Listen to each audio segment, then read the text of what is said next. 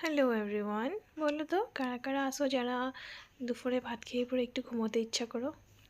আমিও চাই, কিন্তু সেই আর হয়ে ওঠে না। এই যে দেখো, টিউশন এসে গেছে একে একে করে। 2:30টার থেকে 2:30 থেকে 5:30 অবধি। এখান থেকে একজন অ্যাবসেন্ট ছিল।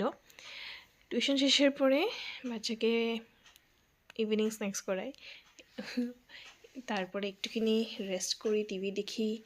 তারপরে এসে গেলাম রান্নাঘরে রাত্রের ডিনারের প্রিপারেশন করতে। 7টার দিকে এসে তারপরে সবজিগুলো একটুখানি কেটে নিই।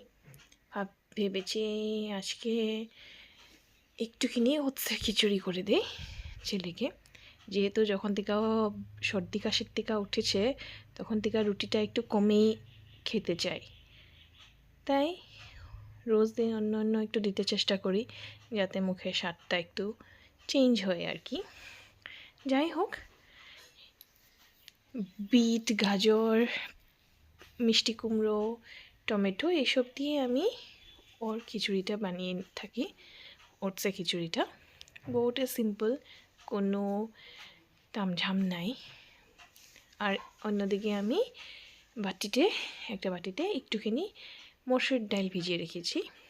শুনেছি আর কি মসুর ডাল নাকি গ্যাস করে না বাচ্চাদের, তাই জন্য রাত্রেবেলা মসুর ডালটা দিয়ে প্রিফার করি। এই যে দেখো, আমি সবজিগুলি সুন্দর করে কুচি কুচি করে কেটে নিয়েছি। আর অন্যদিকে আমি কুকারে একটুখানি তেল দিয়ে ওখানে জিরা ফোড়ন আর রাই ফোড়ন দিয়েছি। হ্যাঁ, আমি রাই একটুখানি দিই।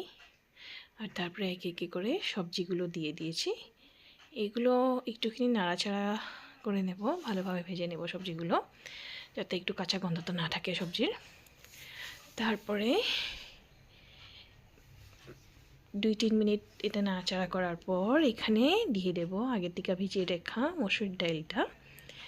অ্যাকচুয়ালি আমার সব জিনিসে এখন আন্দাজা অলরেডি হয়ে গেছে, তাই আমি কোনো চামচ আর কি ব্যবহার করি না।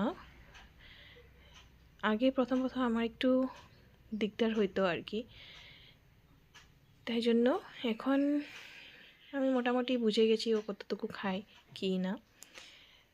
আচ্ছা, তারপরে আমি এখানে দিয়ে দেবো বেসিক মশলাগুলো। ওই যে নুন,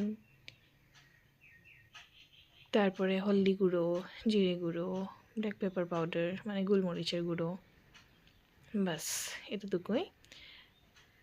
তারপরে এইগুলো মিক্স করার পর দিয়ে দেব ওটসটা। ওই যে কইলাম আমি আগের থেকে আমার এখন অভ্যাস হয়ে গেছে, আন্দাজে একটা আছে কতটুকু খাই। আর রান্না করার আগে আমি ভালো করে হ্যান্ড ওয়াশও করে নিই, তাই জন্য আমি এটা হাতে দিয়ে দিই। হাতের মাপটাই আমার জন্য বেস্ট আর কি, স্পেশালি ওর লিগা আর বাচ্চাটার লিগা। তো যাই হোক, এটা বেশিক্ষণ আমি নাড়াচাড়া করবো না, নাহলে নিচে লেগে যাওয়ার ভয়টা থাকে। তারপরে দিয়ে দেবো গরম জল, আর 2-3 সিটি হুইসেল আইলে অফ করে দেব। আর এদিকে অন্যদিকে আমি কালকে সকালের জন্য সবজি কেটে নিয়েছি, আর এদিকে আমার খিচুড়িটাও রেডি। এই যে দেখো, সিম্পল। আর আমার রান্না করার পর আমি এসে দেখি আমার ছেলে বাইরে বারান্দায় খেলতেছিল। এই যে আমাকে দেখার লগালগ আবার এক্সাইটেড হয়ে যায়, বাইরে যেতে চায় আর কি। ও না কি বুঝে যে এখন ঠান্ডা এত বাইরে। আর রুমে এসে দেখলাম আমার রুমের অবস্থা এইটা।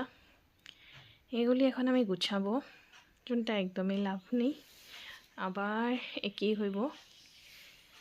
এই যে দেখেছো, ড্রেসিং টেবিলের সব জিনিস আমি উপরেও তুলিয়ে রেখেছি। এই যে দেখো, ছেলেকে নিয়ে আসলাম।